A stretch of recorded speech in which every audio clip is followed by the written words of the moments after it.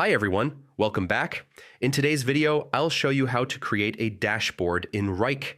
Dashboards are a powerful way to keep your workflow organized and get a real-time snapshot of your projects.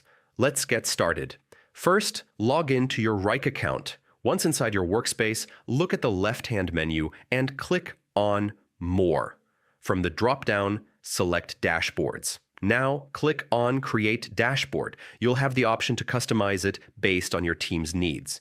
You can change the layout to either horizontal or vertical, depending on what feels easiest to navigate. Next, add filters to make your dashboard meaningful. For example, you can filter by active tasks, deadlines, or specific project criteria. This way, the dashboard always shows the most relevant and up-to-date information. At the top right corner, you'll also see a menu with 3 dots.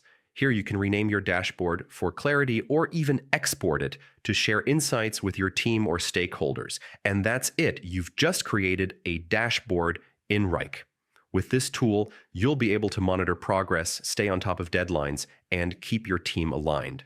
Thanks for watching. Don't forget to like, subscribe, and check out more Wrike tutorials to boost your productivity.